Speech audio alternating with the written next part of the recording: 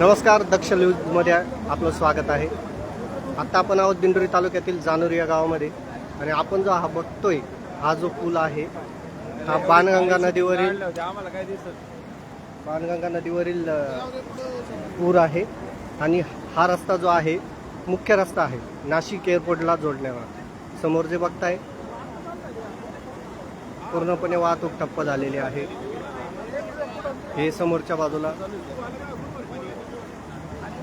Airport आहे, ही बाणगंगा नदी आणि हा मुंबई आग्रा हायवे आणि नाशिक एअरपोर्टला जोडणारा मुख्य रस्ता। नदीच्या दुतर्फा देखील वाहनांच्या रांगाच रांगा लागलेल्या आहेत। आपण बघू शकता या नाशिक एअरपोर्ट रस्त्याचे बांधकाम सुरू आहे। या रस्त्याचे काम चालू आहे आणि या पुलावर देखील रस्त्याचे काम सुरू आहे। प्रथमच या बाणगंगा नदीला महापूर आलेला आहे आणि पूर्ण वाहतूक ठप्प झालेली आहे।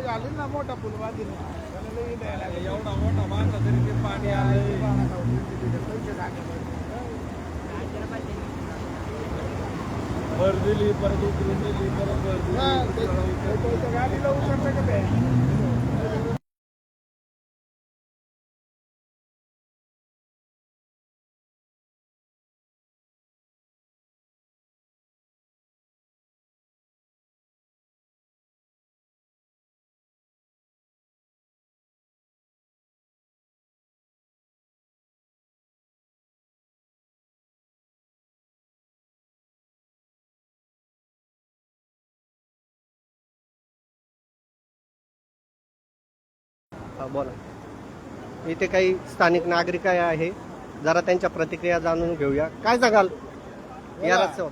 बोला, काय म्हणणं आहे तुमचं? पूल मोठा बांधा त्यांना म्हण, मुख्यमंत्र्याला म्हण,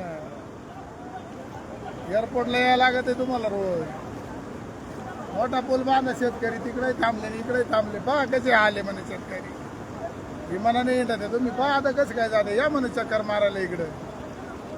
बोल रे, बोल ना, काय घाबरतो तुला?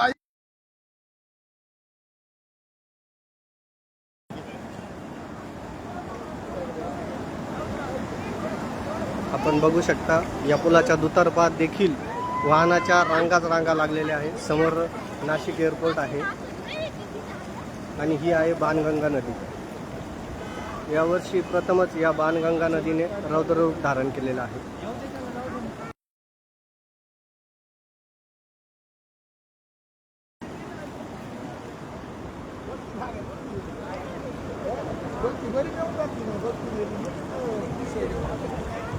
बोला। नमस्कार, मी एक सामाजिक कार्यकर्ता। तुम्ही प्रत्यक्षात बघू शकता हा एअरपोर्ट रस्ता आहे आणि एअरपोर्ट रस्ता हा आज पावसाळ्यात करून ठेवलेला आहे आणि तुम्ही जिथे ह्या साईडची लाईन त्या साईडची लाईन बघू शकता, पूर्ण ट्रॉफिक लागलेली। सदर PWDच्या अधिकाऱ्यांना आम्ही वारंवार सांगितलं होतं की बाणगंगेला हा मोठा पूर येतो, तुम्ही मोठा उड्डाणपूल बांधला पाहिजे, पण कुठेतरी अधिकारी आलेल्या पैशांचा गैरवापर करत कुठेतरी हलगर्जीपणा दाखवत हा पूल बांधण्याचं काम होतं, पण ते कुठेतरी न बांधता त्यांनी आज हा पूल जैसे तैसे ठेवून आज अधिकाऱ्यांचं एकदम सर्व जनतेला वेठीस धरण्याचं काम केलंय। तरी सदर प्रशासनाने याची दखल घ्यावी।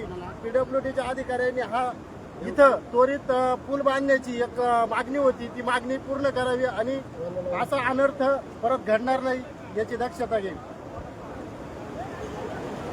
या आहेत स्थानिक नागरिकांच्या प्रतिक्रिया आणि काही सामाजिक कार्यकर्ते देखील इथे उपस्थित आहेत। वारंवार प्रशासनाला सांगून देखील प्रशासन मात्र गप्प बसलेलं आहे, त्याचे परिणाम हे दिसत आहेत। या पुलाची जी मागणी नेहमीच उंच करण्याची होती, नदी पातळीपासून अजून थोडा उंच करायची होती, परंतु प्रशासन मात्र याकडे दुर्लक्ष करत आहे। याचा त्रास सर्व नागरिकांना होत आहे।